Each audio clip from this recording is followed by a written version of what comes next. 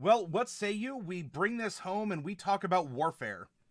You know, that is exactly what all this is going to escalate to, right? It's been building up to. You summon these servitors. You build these strongholds. You control information. You manipulate to either wage war or to have war waged against you. And so let's review how warfare is presented inside this document. What is this human being?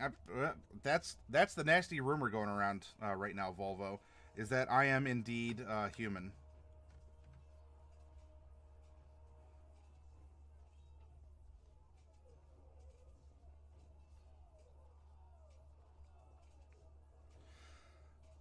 Large, like gasp. Large-scale battles have been a part of the fantasy genre since Tolkien invented it in 1937 with The Hobbit and the Battle of Five Armies, but tellingly, that entire battle happens off-screen while Bilbo is knocked out. And that's very much true. I don't know if you have read that book, but it just sort of fades to black, and when he wakes up, you get a recap of everything that's happened.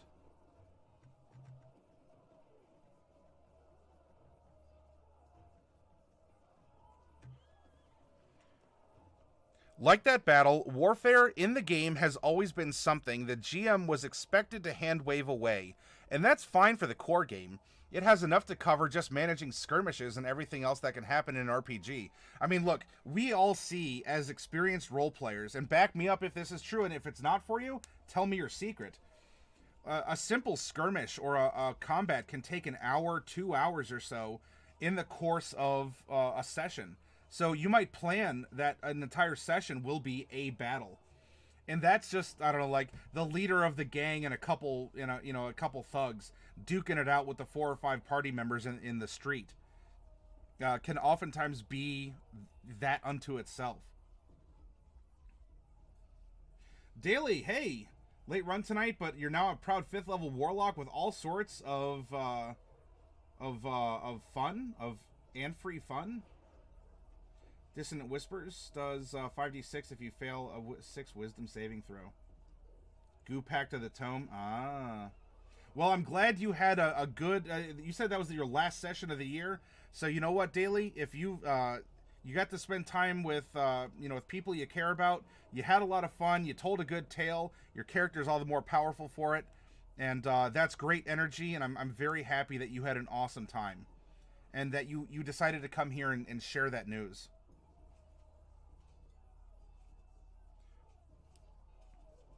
Raising an army is a meaningful part of this book, and it plays heavily into the next book, Kingdoms and Warfare. Building a stronghold is only the beginning. The region around the stronghold becomes your domain, and you might want to grow it beyond a single province and gain more power and influence. And in any event, as a GM, I've always assumed the last step in acquiring a stronghold is defending it in battle against those who would take it from you. To this end, we present a system for resolving epic battles featuring hundreds or thousands of combatants on a side. Since that system gets an entire book after this one, we present only those bits you'll need to get the job done. Not a war game. One core assumption of this system is 5th edition players are already playing a very complex game and should not be expected to also play a whole other war game. You may disagree with that. You might think that having a complete, robust, epic-scale miniature wargame for your 5th edition would be keen, and I'd agree with you. But you and I are not the only people to consider. Because every table I've played at had 1 or 2 players who loved wargames, 1 or 2 who didn't feel strongly about them one way or the other, and 1 or 2 who really didn't want to play a wargame of any sort. They showed up to play their character and had no interest in running an army. A good meta consideration. This system, therefore, is opt-in. You can award your players units, or they can hire mercenary units, they can build a stronghold and attract units, and they may use them in battle. But a player who finds warfare distasteful can literally ignore it all, and while the other players are commanding an army, they'll just be playing their characters. While you can use this system all by itself to resolve a battle, or use the rules in appendix, see Simple Warfare, For something even faster and more streamlined, this system assumes a battle, Clash of Armies, takes place at the same time as an encounter, the PCs fighting monsters and bad guys. While the heroes fight the villains in the castle courtyard, their armies clash outside. Heavily abstracted, this system deploys a lot of jargon that evokes the feel of real strategy and tactics, heavy infantry, flanking, morale, and those terms all have real mechanical meaning. But we don't track position at all. The order of battle describes which units that a unit can legally attack, but the physical positions of your units are entirely abstract. The armies clash outside the castle walls, or over the nearby hill, or along the road leading to town, but we don't worry about what the units, about where the units are standing, or how far away they are from each other, or which unit is next to which. We presume the armies know how to do their job and are doing their best to maintain position and carry out orders. Likewise, we do not track individual soldiers, nor do we worry overmuch about exactly how big a unit is. The typical medium infantry unit is assumed to be 100 soldiers, give or take. A group of 12 knights could be a unit unto themselves, and they would be very good stats indeed, but very small casualty die, probably D4. See the casualty die on that page. Now, this is, I don't have that Unearthed Arcana open. There is an Unearthed Arcana that gave proposed rules for mass combat. I mean, I'll toot my own horn and say that I made a baseline presumption. It's not as refined as what we're seeing here on Unearthed Arcana, but there are various rules that you can find, and if you want to pick and choose, go with what's going to work best for your game, your world, and your crew.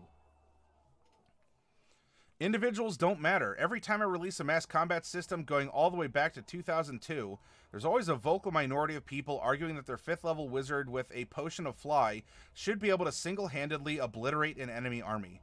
I know that sounds like I'm exaggerating, but that's a real example of a complaint that's stuck in my head. It's perfectly reasonable in an RPG about heroic fantasy to expect your hero to be the key figure in a war. But in my opinion, if that's the kind of game you want to run, you don't really need a system for warfare. If you're running a game where the outcome of an entire war depends on the actions of one character or a small group, you've got a whole fantasy RPG for that. That sounds like a great adventure. There are plenty of examples of this in the canon. World War II is certainly a war, but World War II movies aren't about armies. They're about small groups of heroes who alone make the difference. An RPG party, in other words, look ye to the Dirty Dozen or Where Eagles Dare or Inglorious Bastards. Instead, we accept that warfare in the game is essentially the same as real medieval warfare, and the existence of wizards and clerics doesn't render armies obsolete, because again, if this is your philosophy, you don't need rules, just like making armies more interesting. The army that holds morale holds the field. All commanders yearn for a tactical masterpiece, a la the Battle of Cannae, whereby through careful planning, expert maneuvering, and a little luck, one side executes a perfect encirclement of the other. But even under these ideal conditions, the battle isn't won when the last soldier is killed. That is a deeply ahistorical notion. The battle is over as soon as one army breaks morale and runs. Archaeological diggings bear this out. The heaviest casualties were not inflicted on the site of the battle, but along the path of the fleeing army. So morale is critical. Every unit has a morale score, its ability to deal with adversity and the unexpected without freaking out. Your units will make lots of morale checks, and failing a morale check is just as devastating to a unit as its soldiers dying. This is something all field commanders quickly learn. Killing a soldier with sword or pike is long, dangerous, bloody business. But if you can cause a soldier to panic, if you can convince them the battle is lost before it's begun, if you can throw their unit into disarray, then you have won. A soldier who quits the field and runs away is tactically no different than a dead soldier. Neither contributes their might to their unit anymore, and the unit is diminished as a result. If enough soldiers panic and flee, the unit disbands. An entire unit can be annihilated without a soldier ever dying. Because a unit is not merely a collection of soldiers, it is their ability to move, take orders, and fight in a coordinated fashion. Attack that ability and you attack the unit. The good news is soldiers who run away actually do live to fight another day. And units that break morale in one battle can, under certain circumstances, be reformed to fight in the next. Lots to unpack here. Let's take it from the top. Well, I'm sorry, that's in the anatomy of the unit here. And so here is an example: the Ironheart Defenders, Dwarf Seasoned Medium Infantry, and we're getting into costs and balance and so forth. I don't want to get into the minutia of the points and this. I want to throw the concept out there. Let's talk about the concept, maybe some of its application, or do you like it, do you not like it, and continue forward. Because again, I want you to be able to extract your own ideas and content from this packet, and not just give everything out in a narrated form. Naming keywords. Every unit has an evocative name. The Ironheart Defenders, Blood Moon Infantry, Imperial Legion. Names are purely flavor. They have keywords such as Dwarf, which is their ancestry, Seasoned is experience, Medium is their equipment, and Infantry is their type. Each keyword has an associated chart, showing you which bonuses you get from each keyword. Ancestry, you can find the chart listing several likely ancestries you might need, and the unit bonuses they confer on page 235. Any ancestry you find in the core rules, any species or monster, could be fielded as a unit, and Kingdoms and Warfare will list many more.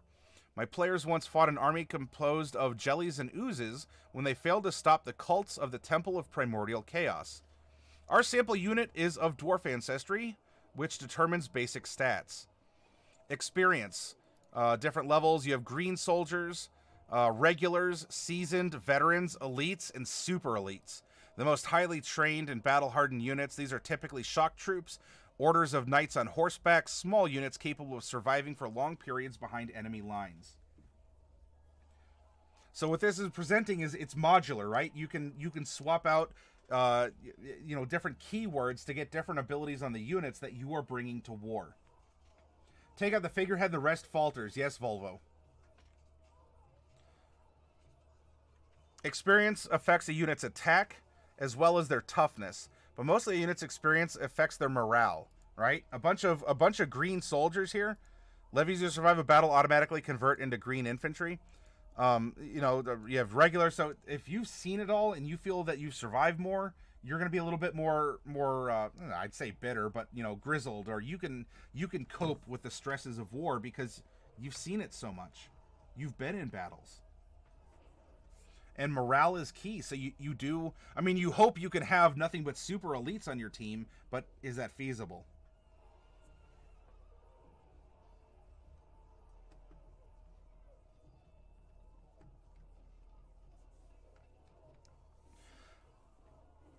Our Ironheart Defenders are seasoned, which means they are not only well trained, but they've served in combat and survived.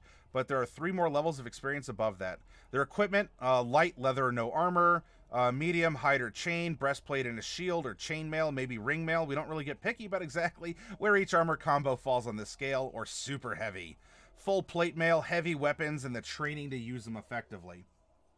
Equipment grants bonuses to the unit's power and toughness. So our Iron Defenders are medium, which means they're probably wearing chain shirts, which is pretty typical for dwarf units. They don't like wearing light armor. Their type. What kind of unit is this? How does it fight? More than any of the other keywords, type defines the unit and affects all of its stats. It also defines which units are legal targets as described in the order of battle. There are levies. These are unsoldiers. Levies have no experience level and always have light equipment. They're peasants forced to fight by a cruel master or willing to fight to defend their land. They're basically crap at everything. But they perform a critical function. They absorb casualties, allowing your better trained units to keep fighting longer. If they survive, they can become green infantry. Levies usually disband after a couple days, and so forth. Infantry, the meat, possibly literally, depending on whom you're fighting, and potatoes of your army, very limited in whom they can attack. Archers, typically archers, could be javelin throwers if you're talking Bronze Age dudes, can basically attack anyone.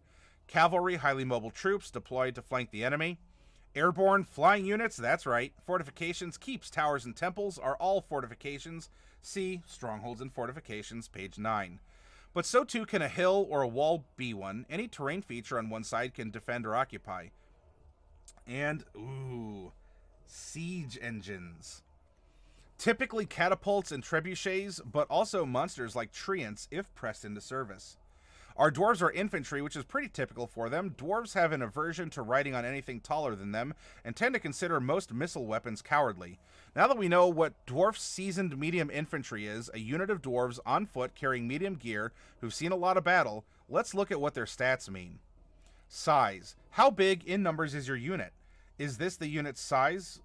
This is the unit size, which is represented by a casualty die placed on the unit's card. A unit begins a battle with its casualty die on its highest face. A unit's die is decremented, reduced by 1, each time it fails a morale check, and each time an attacker succeeds on a power check against it. Your army only has 1 card for a given unit. So if your army has a lot of regular heavy human infantry, to pick a random example, you won't have several cards all with the same stats. Instead, that unit gets a larger casualty die. The largest casualty die is D20, which represents a very large unit that can suffer many casualties before it breaks or is slaughtered. So, if you have, instead, it was brought up a little bit before in one of the prior sections, but if you have 2 of these seasoned dwarf units that are D6s, you don't get 2 D6 dwarf units, you get 1 D8 dwarf units. Attack and defense. When your unit attacks an enemy unit, you roll a d20 and add your unit's attack. To succeed on the attack, the result of your roll must equal or exceed the enemy's defense, a measure of both quality of their gear and their relevant training. Power and toughness, not just talking magic cards, pardon my burp. If your unit succeeds on its attack, it's time to see whether your unit is strong enough and well-trained enough to inflict meaningful casualties. Any successful attack will have some consequences, but when you're dealing with hundreds of soldiers, 1 or 2 of them dying isn't significant. Toughness represents both their literal physical toughness and the quality of their gear.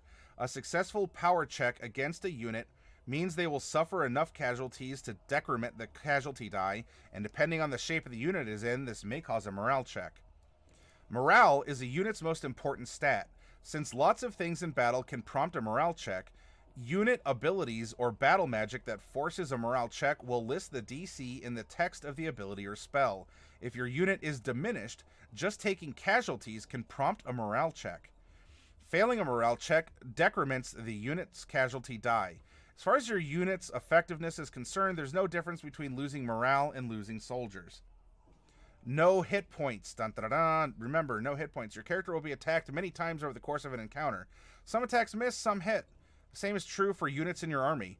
A hit does not always mean your character dies out. Each attack roll begets a damage roll, and it is only after many successful attack rolls and many damage rolls that your character finally drops. Same is true with units in your army. But because A, you are already playing a character with hit points and doing math every time you take damage, and B, you may be running several units at once, we do not burden you with doing math over and over again for your character and all your units. Instead, a successful attack check against a unit prompts a power check. I know I'm going quickly. If you need me to go back and review something on the PDF, please let me know. In which the attacking units check to see, was the strength of our attack enough to overcome the enemy's toughness? A common reaction to this system is, why are there 2 attack rolls? There aren't. There's 1 attack roll and 1 damage roll. There's just no math associated with the damage roll. Creating your own units. Using the following rules, you can build your own units with some ancestry options found in most campaigns. Start by picking a row from each of the following charts. As you go, write down the total for each stat, power, toughness, etc., on a blank unit template. Remember that levies have no equipment rating or experience rating. They're just levies. Defense and toughness both start at 10.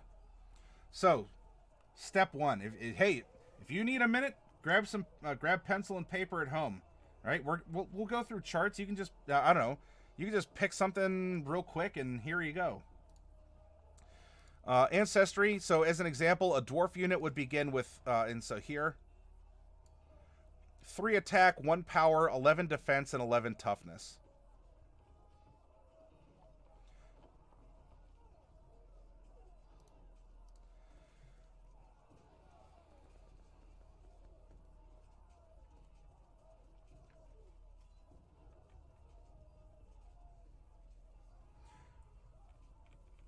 All right, and then let's look at we can look at our unit traits. What do you want to give them? and how much. It didn't really talk necessarily about point buys yet, but here's the point cost depending on the attributes you want to give. How experienced do you want them to be? There's the morale boost.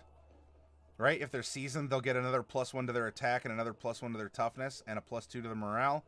And what kind of equipment, right? You can have seasoned dwarves, but they're super heavy. It's just the style of that unit, and it's fine. Also, this and the other section says open content, whatever that means. In the unit type, airborne, archers, cavalry, levies, infantry, or a siege engine. Step 2, experience. Choose an experience level and add the bonuses listed on the card. Equipment. Now do the same with equipment. And step 4, type. And then type. Levies and cavalry both have traits listed below that can be added to their unit card if you want to make it easier to remember during battle. Cavalry units gain charge and can engage. Charge. Cannot use while engaged. A charge is an attack with an advantage on the attack check. It inflicts 2 casualties on a successful power check. The charging unit is then engaged in the defending unit and must make a DC 13 morale check to disengage, and levies are always diminished because they're the peasant folk. Step 5, choose a size. This can dramatically affect the unit's final cost, and so here's your modifiers.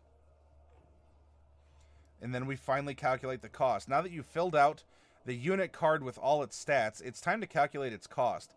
This can be the literal cost to buy the unit in gold pieces, in the case of mercenaries, or just the cost used to balance encounters and calculate upkeep. I do like that it is representative of several things like that. First, add up the bonuses, so we add it all up, and the cost of all the traits on the ancestry, and finally, add a flat 30 points. This sounds more complex than it is. For instance, let's take the unit of elite heavy dwarven infantry.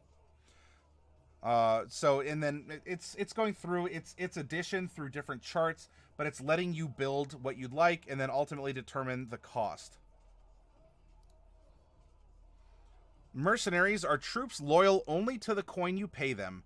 They can be bought for gold equal to their unit cost, but their upkeep is double that of a normal unit you recruit by rolling on your follower chart. Ancestry and attitude. You can buy units with the same ancestry as your character with no extra cost. However, units from other cultures have their own attitude toward working for puny human or treacherous elf, or whatever your character's ancestry might be, as described on the chart below. The chart is mirrored across the diagonal, so you can use it in either direction. Find your character's ancestry in either row or column, and then index it against the ancestry of the unit you wish to buy. Allied is A, friendly is F, costs 25% more to purchase and upkeep. Neutral's 50% more, or hostile, you cannot buy this unit. Alright, so bugbears cannot buy dwarves because it's H, nor elves. However, bugbears are friendly with gnolls. And so a bugbear army wanting to get a group of gnolls together would calculate it and then pay an additional 25% on top. Allied, well, they're allied with goblins and hobgoblins for some strange reason. Why would bugbears be allied with goblins and hobgoblins, right? But anyway, you know, you want to make a group of zombies, a heavily armored, flying zombies. Now we're playing Small World, everyone. Through good role-playing and negotiation, though, you can change the attitude of a particular leader or army towards your character. Ambassadors. An ambassador, which we covered earlier, allows you to buy units from their ancestry as though they were friendly. If the ambassador's presence in your court leads to a formal alliance and a signed treaty, then units with that ancestry are treated as allied. Katic Blue, I'm glad you're enjoying your Warlock daily. I'm considering that kind too, so glad to know it's fun. Oh, that was very nice of you to say, Katic. Unit upkeep and improvement. Depending on the scenario, the units you command may naturally disband after battle, such as levies, or return to their homes, like a unit of elves who come to your aid in the time of dire need. But units you recruit from your stronghold or buy with cash require upkeep. A unit must be paid 1/10 its cost each season. Not all this cash goes into the soldier's pocket. Much of it is paying for food and training and repairing their gear. A unit that has not been made for a season, or has not been paid for a season, suffers disadvantage on morale checks. A unit that has not been paid for 2 seasons disbands, improving unit equipment. A unit's equipment, light, medium, heavy, etc., can be improved once per season by paying the gold pieces equal to the difference in the cost. That's found up above. Improving experience can be improved by 1 level after they survive 2 battles without breaking morale or retreating. Takes a week of training at a keep and costs gold pieces equal to the difference between the new and old unit. So we're seeing the cost. There it is. Improving size. You can field several infantry units or several cavalry units, for instance, but you can only field 1 unit with identical keywords. You may fight a battle with human veteran light infantry and elf veteran light infantry, but not 2 units of human veteran light infantry. And if you do get a second, then you just increase the 1 in size. Once per season, you can spend gold to increase the unit size by 1 step. The cost is the difference in price between the old unit and new. Narrating the battle, we've done our best to give units abilities with evocative names, but at the end of the day, it's still the GM's responsibility to narrate what happens after an attack fails or a unit disbands. Of course, you can enlist the players in the cause. They can narrate their unit's action while you narrate the enemy's. A unit that fails an attack might be described as surging forward. So he wants you to get into the flavor. And this is something that maybe many of us fight even in a skirmish with just a simple party in a dungeon. How many times have you rolled and your DM just says, okay, so you hit and it's 6 damage, instead of giving a little bit of a flair, creating some, a fun extra content.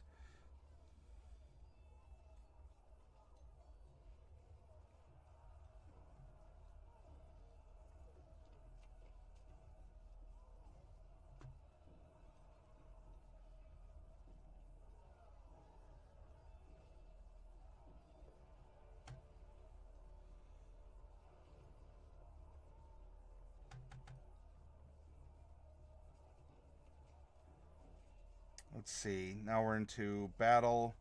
I wanted to make sure I didn't miss anything how it functions. Yep, let's fight a war.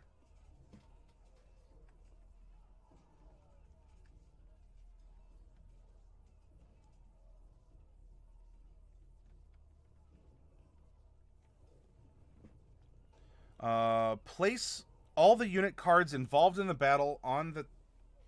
There it is. It was off to the side. Apparently I missed, but I didn't knock it over like I did yesterday. I didn't do that on camera, but there wasn't a lot left. But even something like this can create a rather large spill. I didn't want to have that happen again.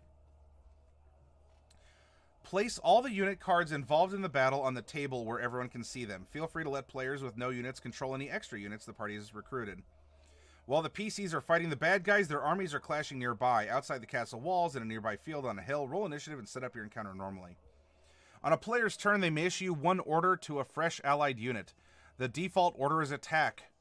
A unit may have other possible orders as described on its card. Each turn, the GM may issue an order to a number of enemy units equal to the number of players.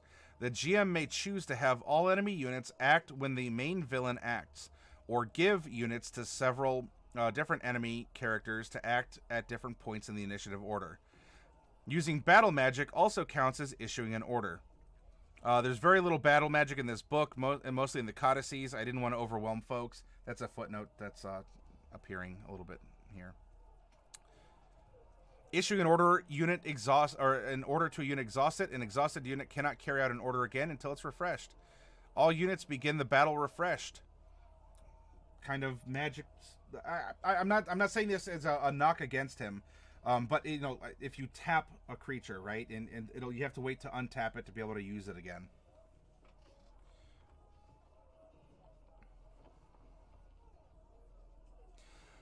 Choose an attacking unit and a legal defending unit as follows. Levies can be attacked by any units. Infantry cannot be attacked by infantry while levies are on the field. Archers cannot be attacked by infantry or levies while allied infantry is on the field. Cavalry cannot be attacked by infantry or levies. Archers attack cavalry with disadvantage. Cavalry can only attack every other round unless engaged. All cavalry have the charge maneuver. Aerial can only be attacked by archers, and aerial units can attack any unit. Fortification can only be attacked by siege engines, and siege engines can only attack infantry, levies, archers, and fortifications. Cannot be attacked except by aerial units, while any allied infantry, archers, or cavalry are still on the field. Rock, paper, scissors, but more. Roll an attack check. D20, add your bonus. Rolling a 20 in an attack check is a critical hit, and the attacking unit makes 2 power tests against the target. For your unit to inflict a casualty, you must make a power check against the defender's toughness. Roll a d20 and add your unit's power bonus. If the result equals or exceeds the defending unit's toughness, you inflict a casualty. Yay! I added that. Decrement the defender's casualty die by 1. If its casualty die already shows 1 and takes a casualty, remove it from the field unless it is rallied. To rally, any unit that would be removed from battle can be rallied. Their commander makes a DC 15 morale check. Morale checks were up above as well. On a success, the unit remains in the battle with its casualty die at 1, but it cannot be rallied again. On a failure, it's removed from the battle. Once a unit loses half its size, for example, if its D6 casualty die reads 3 or less, it is diminished. While diminished, it must make a DC 15 morale check each time it suffers a casualty. If it fails, it immediately suffers another casualty. Levies are always considered diminished, right? Because they're farmhands, right? Some units and all cavalry have a special attack maneuver called charge. A charge is an attack with an advantage on the attack check. That's your cavalry, right? Engage and disengage. Some attacking units can engage a defending unit. While engaged, both units may only attack each other. Unless otherwise specified, the attacking unit can choose to disengage as an order. The defending unit cannot disengage. As an order, the attacking unit can make a DC 13 morale check to disengage on a subsequent turn. Engaged units cannot charge. And you can order a retreat. Either side might decide the battle is not going their way and wish to preserve as much of their army as possible. There will be a little bit more about that coming up in Kingdoms and Warfare. You make a morale check. Let's see. I don't know. Therefore, you can on your turn order your entire army to retreat. You can only give this order when all of your side's units are Frwesh. F-R-W-E-S-H. Frwesh. I think we found another spelling error in this document. So if any of you out there from MCDM are watching, got one there for you. Victory and defeat. The GM will determine the victory conditions for a battle. Here are some typical situations. And remember, not everything has to be a battle of attrition where there's only, where no one can be left alive. It can be a capture and control, defend for X number of rounds or minutes or hours or however you want to have this happen. Like a Helm's Deep. Can you hold out until the elven reinforcements arrive? That kind of a thing. Be creative with it.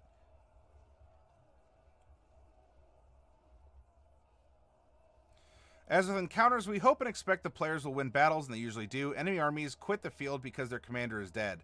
Enemy leaders may surrender because their army is about to be eradicated. But just as encounters, we have to deal with the edge case of players losing. The hero's army may be ground to dust, and the heroes suffer a DPK. These things should be unlikely, but they are possible. If one army is defeated, the characters on the winning side gain a bonus action each round, which can be used to make an attack or cast a spell with a casting time of 1 action. This represents the morale bonus the winners gain for defeating the losers and helps lead the encounter more rapidly in its natural conclusion.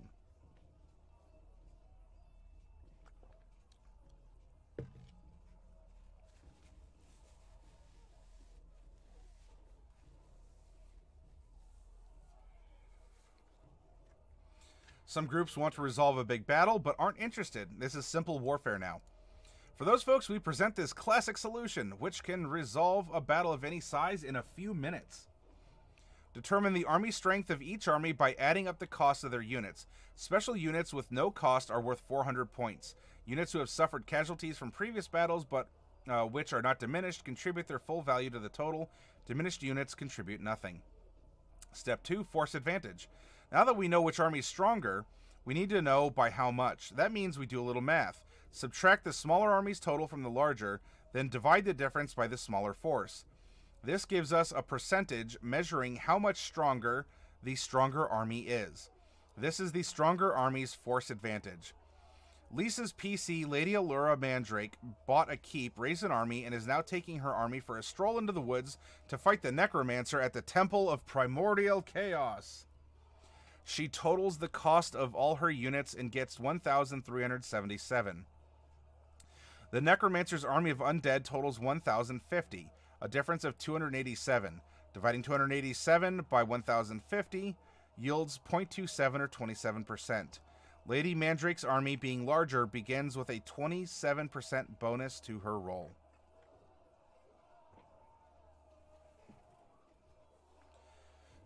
We need to know all the strategic advantages each army has based on the circumstances of the battle, include all that apply from the table on the left. So Lisa's army is well rested, but poorly supplied, and in enemy territory for a total strategic advantage of minus 20. The Necromancer's troops are defending a 3rd level tower, plus 30, but are undead and also have no homeland to defend. Each side rolls a percentile dice. This is their combat roll. Both sides add their strategic advantage to their combat roll. The larger army also adds their force advantage. Victory defeats. An army with the larger total is the victor. The difference is the degree of victory. Lisa and the GM both roll percentile dice. Lisa rolls a 71 and the GM rolls a 38. Lisa adds her plus 27 force advantage and subtracts her minus 20 strategic advantage for a total of 78. The GM adds his plus 30 strategic advantage for a total of 68. Lisa wins, but only by 10%. 68 versus 78. So it's a Pyrrhic victory. Now we figure out which of your units will inflict casualties. Use the chart below to determine which of your units inflicted casualties and roll dice for them based on each unit's size. Lisa won a Pyrrhic victory. She has 1 unit of levies, size 1d8, and 4 units of infantry, sized 1d4, 1d4, 1d6, and 1d8. She rolls all these dice for a total of 15 casualties inflicted. The Necromancer has 2 units of infantry, both 1d6. He rolls both these dice for a total of 8.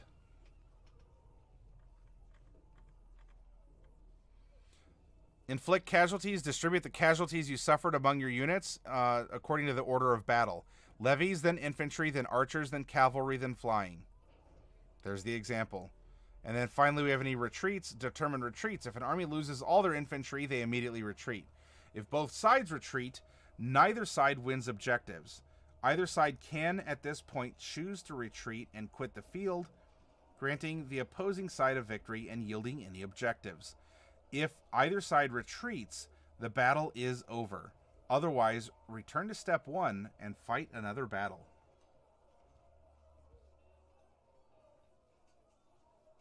Yeah, chaotic. Most did not end up as this battle of bloody attrition. Where thems that die be the lucky ones. RPG video games maybe, but I think D&D would be more forgiving. And plus, there are many players who enjoy trying to end a combat, not by just killing an enemy, but capturing or using intimidation or persuasion or deception or the like in order to end it early without having hit points having to go to 0.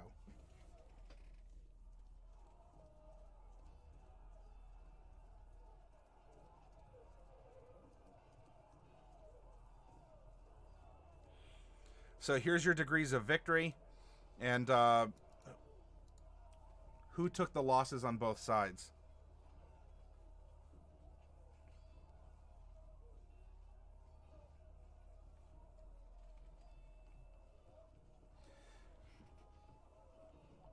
All right, lastly, I'm not going to get into the details of each of them, but here's a couple new items that will take us through the remainder of our overview of this document. If you want to go back and read the specifics, I would highly encourage you to pick up this supplement. Some items must be installed in your stronghold in order to function. Such items cease to function if taken from the stronghold in which they were installed, and must be reinstalled to regain their power, though their powers may still work if you leave. An altar of undying faith. It's sort of like attunement, but it's for your stronghold. Install this altar on your temple and choose a row on the servitor's chart. Whenever you roll on this chart, you may choose the chart entry one higher than the result you rolled. Candles of Accord. This pair of red wax candles burns magically without consuming fuel, symbolizing the alliance between the two holders of the candles. If one candle is lit without the other, it merely provides normal candlelight indefinitely, and extinguishing it does not affect the other candle. If both candles are lit together by the owner of an establishment, the owner can give another candle to an ally and extend the area of the owner's gather intel ability to include their ally's domain. When used this way, extinguishing either candle snuffs out the other one immediately. So they are going to allow you to talk back and forth and to expand your influence, so you can have agents out in the field who are whispering to their candles. Codices. There are many codices here. There was a time in the earliest ages of man when magic was new and wild, and understanding it shaped it, constrained it, and thereby constrained the world. The greatest sages wrote their understanding of magic, of fire and shadow, of machines and time, and the universe itself into their great works, the codices. Each codex is a powerful magical tome, an artifact unto itself, and unlocking its knowledge instantly makes you one of the most powerful people in the world. No sage is known to have written more than one, and each author was in their own lifetime famous as one of the great practitioners of magic in all Orden, the game world presumed here. Each codex requires attunement, and thus no wizard could benefit from more than 3 at once. But even that would be a historical feat. These books contain so much power that they have a personality of their own, and do not like being in close proximity, say 500 miles, of another codex. They aren't items you can run around and collect, and no one knows how many there might be. References in the Library of the Royal College suggest there could be as many as 100 such tomes. But that list was compiled from unverified and in some cases outright unreliable sources. A codex grants its owner remarkable powers beyond the scope of even most artifacts. No rules could cover every possible consequence of their effects, and as the GM, you should only deploy them if you feel inspired. If you read this and think, that's amazing, I'm gonna try it, be aware that a codex may permanently change your setting and place you in a sticky situation where you have to invent some strange and unexpected consequences for the PC who deploys its powers. And if that sounds awesome, then you've come to the right place.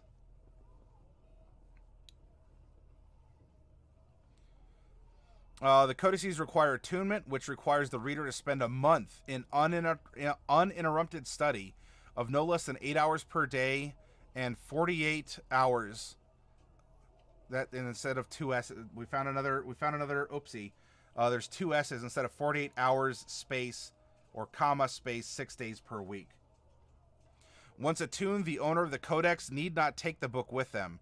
They can leave it in a secure location and still gain its benefits, but must refresh their knowledge through 8 hours of uninterrupted study once per month, else lose the benefits.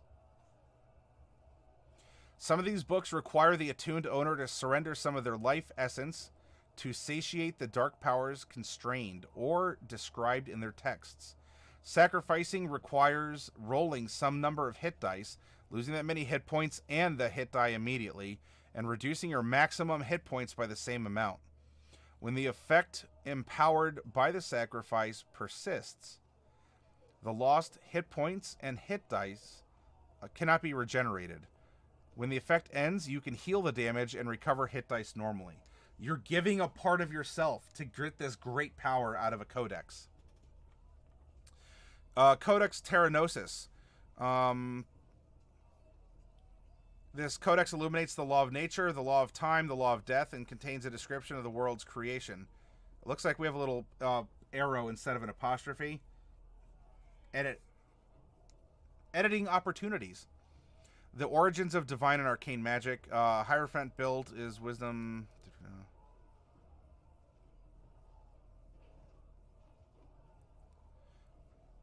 While this book resides in the mundane world, sending a native of this plane to another plane unwillingly requires a saving throw. As an action, once per day, you can summon an elemental of your choice to do your bidding. After 1 hour, the elemental returns to its home plane. Stone and Sea Obey Me. As an action, once per day, you can cast Cataclysm. It's battle magic. Enemy units damaged by this attack must make a DC 15 morale save or decrement their casualty die twice.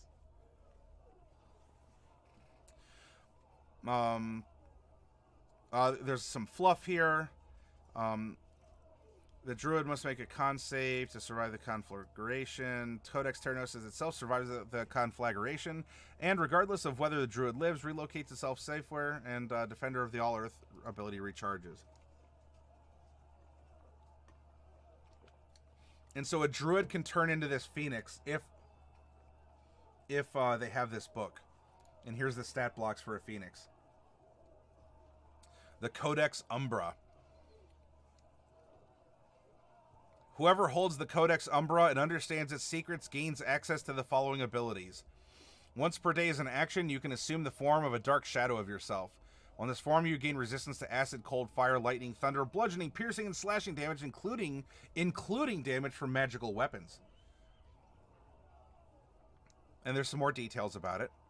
No man can escape his shadow. Once per day as an action, you can summon 6 shadows, placing each anywhere within 60 feet of you, and each must be adjacent to a character. The shadows act on your turn, doing your bidding. They dissolve after a minute. Shadow Tower, once per year, by again timescales. As an action, you can summon a round spire made of solid darkness. Tower's 30 feet in diameter, etc.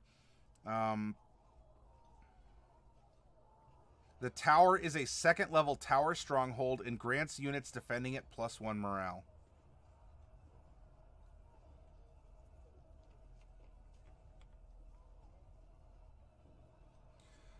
Once per week as an action, the holder of the Codex Umbra can summon a Shadow Legion, and here's the stat card for it.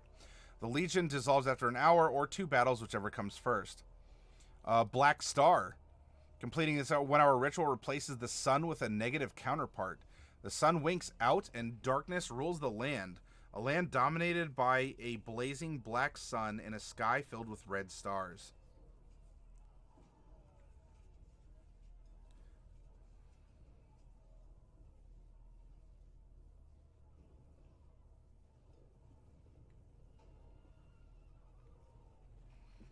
The Codex Incabulum.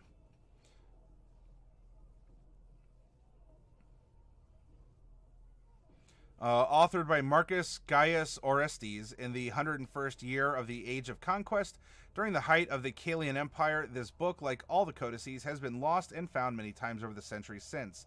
Often those who attune to it delve deep into the dark powers and are lost. Demon Soul. As an action, you can sacrifice 3 hit dice to assume the form of a Type 3 demon or a Bone Devil, replacing your own stats and abilities with the Fiend's. While in this form, and there's charts for that above. While in this form, you do not benefit from your original race or class abilities, but you can cast your spells normally if you assume a form that can cast spells. You can cause some damnation. Demons and devils automatically fail their saving throws against banish cast by you. Sign of the 7 cities. After performing a ritual for 10 minutes, you can open a gate to one of the 7 cities of hell, allowing you to freely travel from the mundane world. Only you can use this gate. It remains open until you return through it, after which time it closes.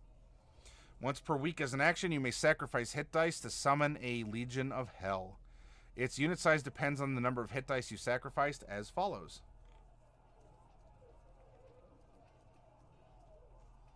While the Codex Incabulum is on the mundane world, summoned demons and devils cannot summon more demons or devils. Should the Book of Fiends ever leave the mundane world, however, this restriction would be lifted. And then even minor demons could gate in powerful allies, who themselves could gate in more allies, until armies of demons flooded the world.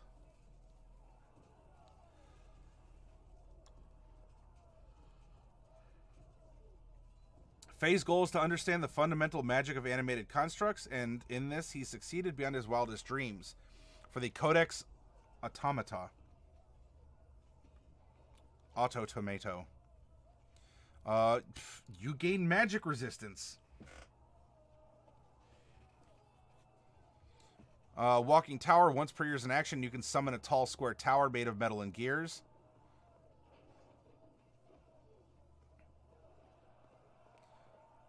Once per month as an action, you can summon the Iron Company, a unit of iron golems. And here's their stats. You can summon a Machine Lieutenant. By spending 1 week, or not necessarily by summoning, but in a laboratory worth at least 1,000 gold, you can produce a Machine Lieutenant. You can only have one lieutenant at a time. It is loyal to you and obeys your commands, but it will not willingly move more than 30 feet away from you. If it's ever more than 30 feet away, the lieutenant shuts down and awaits your return. Master of Golems, no construct, will attack you. As an action, you can make a command check against a construct within 30 feet. Whew. Taking everything over. Codex Dryadolis.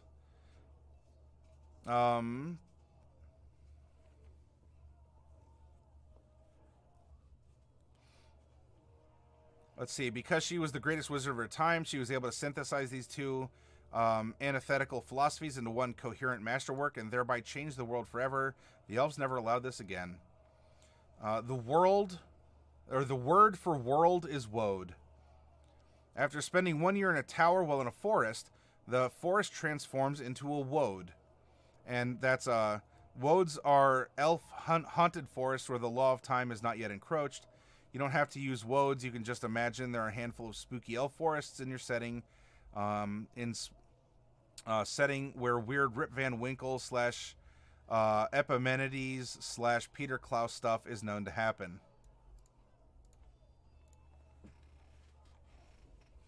To serve us. After spending a year in studying the tower in a woad, you choose a pack of 7 mundane beasts of the same species, raising their intelligence scores to 11 and all of their attributes to 10 or more. They become medium bipedal creatures and gain the Sylvan language.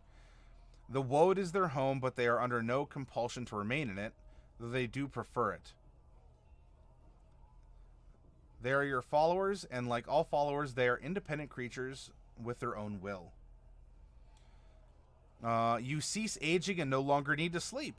You cannot be charmed, and magic cannot put you to sleep. You're immune to the effects of slow and time stop. You are immune to the effects of the Chronos Codex. And you can motivate some trees. Awakening trees. Here's your treants that mentioned up above. Treants could be siege engines. And here you go. You wanna get some natural ones? There they are. Codex Mirror. Let's see. History records the Codex Mirror as the greatest, the most powerful of the codices. But no sage has ever owned more than 2, so no one in history could claim to be an expert. And most of the records of what the Book of Wonder could do were written hundreds of years before it disappeared. Sorcerer Supreme. You learn, prepare, and cast spells as though you were 4 levels higher. You learn these new spells immediately upon attuning to the Codex. Multi-class characters can choose from among their highest level spellcasting classes. And your spells cannot be resisted. I.e., magic resistance does not work against them, nor does magic resistance based on their damage type, fire, cold, etc. Whew. On initiative count 30, you know if any enemies are casting spells on the current turn and which spells they're casting. You write your true name into the book. While you are attuned to the book, you have advantage on saving throws against spells. If you lose the book and someone speaks your true name in your presence, you lose the benefit and you have disadvantage on saving throws to resist spells cast by the magic user who spoke your true name. Book of Wonder. Remembers a time when magic was much friskier. When you cast a spell on a creature, there's a 5% chance one of the following effects occurs, determined randomly. And there's a lot of fun stuff here. If you see, every time the target speaks, the following music plays. If any of you are musically inclined, here's the notes. There's the notes for you.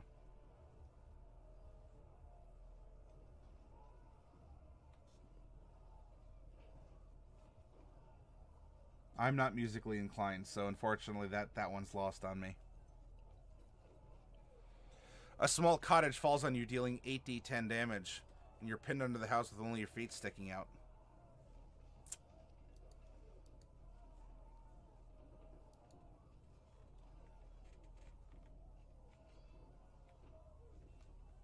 Hey, Ooze, welcome.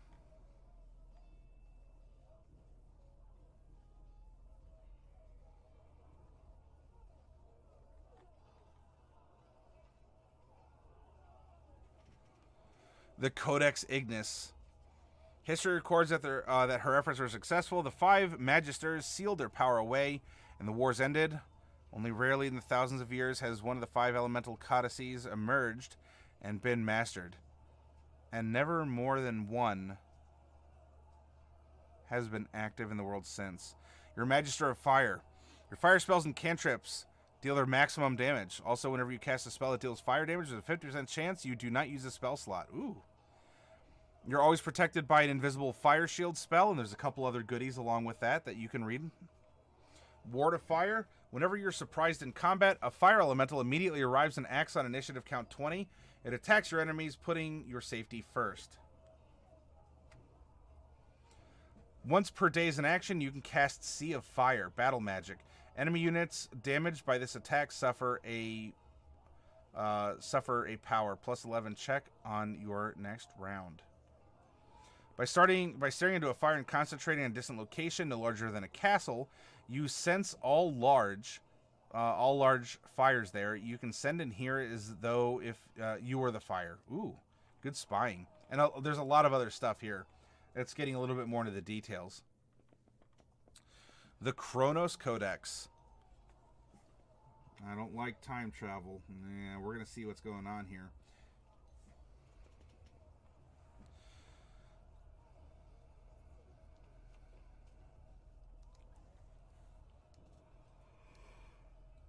It was only 300 years ago when the Corsair scholar Chartam suggested that the book's author had not yet been born, and that the book's presence in the past of this time manifold is a result of its future author using its power. This once fringe hypothesis has grown in popularity in recent years. Once per month as an action, you can summon a version of yourself from the future. Ooh. I don't know if I'd want to put this one in my campaign, then I'm just personally against that stuff. You cease aging. As an action once per year, you may sacrifice any number of hit die to move forward or backward in time by a number of years equal to the hit dice sacrificed.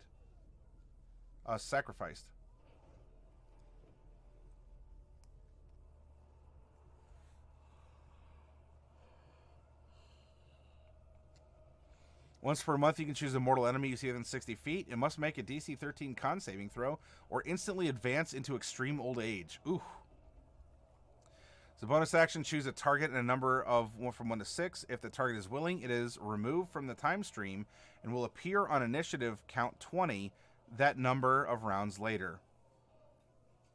If it is unwilling, it can make a DC 17 wisdom saving throw.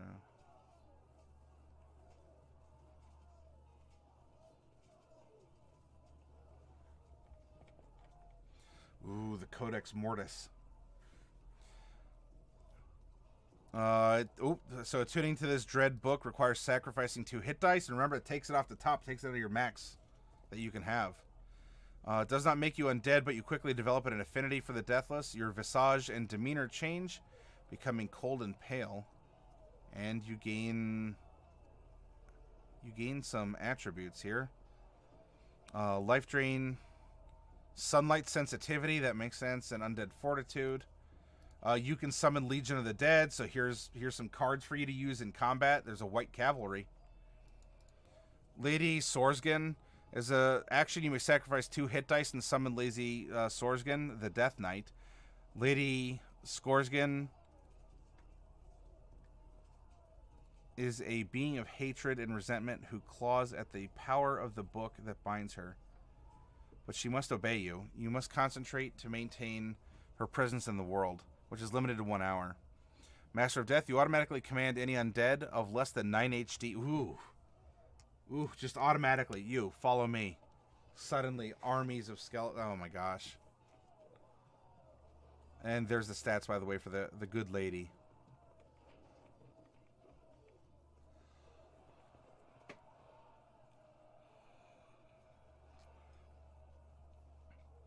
Tuning the Book of All Worlds exposes you to the energies of a million worlds.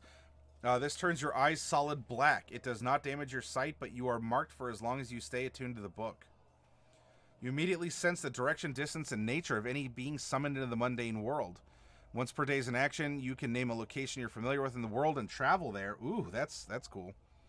As an action, you can banish any creature not native to the plane you're on, sending them back to their place of origin without saving throw.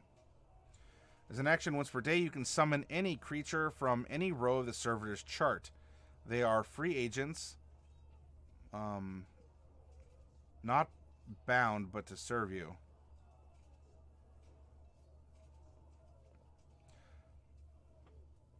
Looks like we're getting... Okay, so that's the codex. Now we're getting into different wondrous items here. Letter placed in this pouch addressed to someone who owns another diplomat's pouch disappears and the recipient finds a copy in their pouch. A letter can be listed to multiple recipients with a diplomat's pouch. Disruptor, +1 bonus to attack and damage rolls made with this weapon. Bonus goes to +3 against lawful creatures. If an attack with a disruptor reduces a creature to 0 hit points, the chest bursts open and their organs spill out. Ooh, ouch. The Foxglove Bow. Very rare. Ooh, must be very powerful here. What do I have? If you're a neutral character, as a DM, is that going to matter? It's up to you. You're going to have to make a call here. If you're a neutral character, this Ash Longbow functions as a normal weapon with no bonus or magical properties. If you're lawful, touching this weapon deals 2d8 radiant damage to you. If you're chaotic, you can use the Foxglove Bow as a magic weapon with the following properties. And it'll go into the properties there. Glory is a named... look, it's a +2 mace. It deals radiant damage in addition to bludgeoning. While wielding Glory, you glow with faint light. If you score a critical hit with Glory, roll a d6 on the Celestial Court row of Servitors.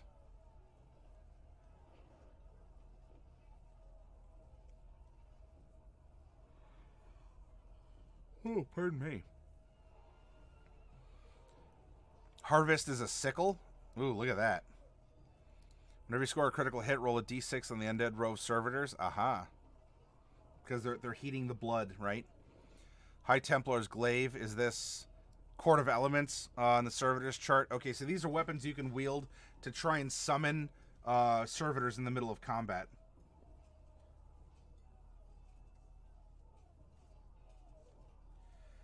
Ooze says, I know that tune that had to have been intro, the good, the bad, and the ugly. Ah, okay, Ooze. Thank you for stepping up and revealing the musical clue.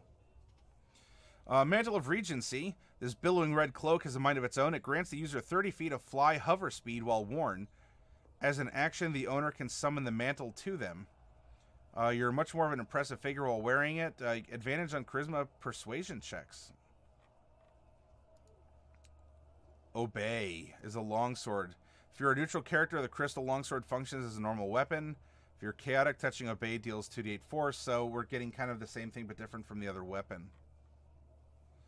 Psionic crystals are in here. That could open you up to casting other spells or spell-like abilities. Sword of the Demon Knight. Some more alignment conditions here. It is definitely favoring evil. If you score a critical hit, roll a d6 in a demon's row. Okay, so that's a summoner there. Spymaster's Cloak.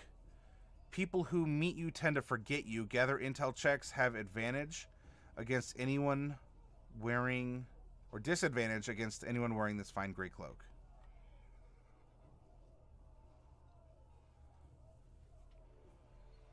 Let's see, Tapestry of Reweaving. Watching the tapestry closely reveals it is not an idyllic description of a time gone by. It is live.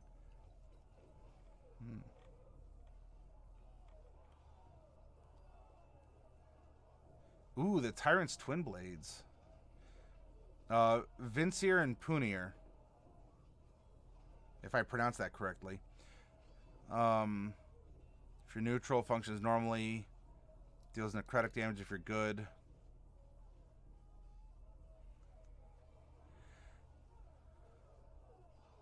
Okay, that allows you to summon in devils. Valoran's Laboratory.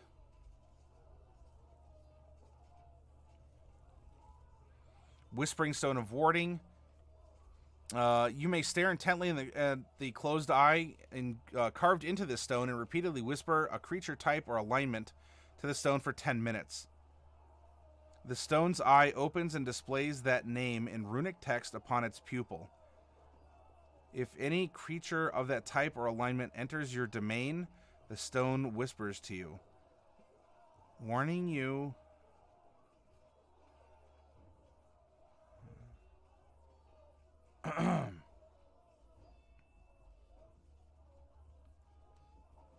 warning you of its presence. You can hear the whisper across any distance. It's like putting in like a Tattlestone or a Sheikah Stone from from Zelda. Rune begins to fade. You replace the creature type or alignment. Okay.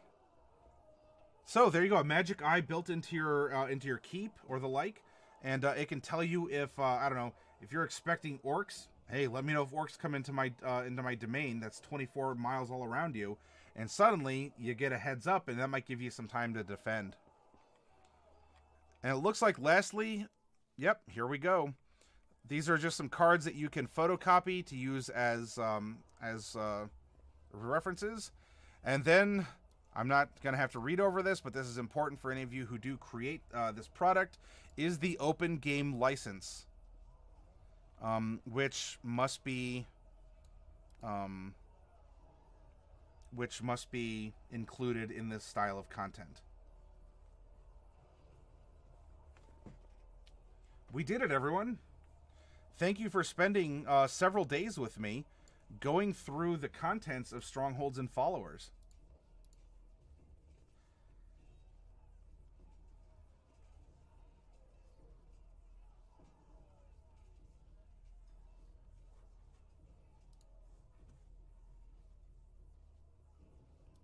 Yep, exactly, Diadems. All right, I'm about out. I'll tell you what, I'm going to take a quick little break, maybe get some water, stretch a little bit. This hat is very warm. I have to also cool off. And I'll come back, and you know what? If we want to have a little bit of open chat, or if you all are like, it's Saturday, and you know, you want to get to bed, or you're at a party. But tonight is our last night that I'll be broadcasting until Wednesday, the first Wednesday in January.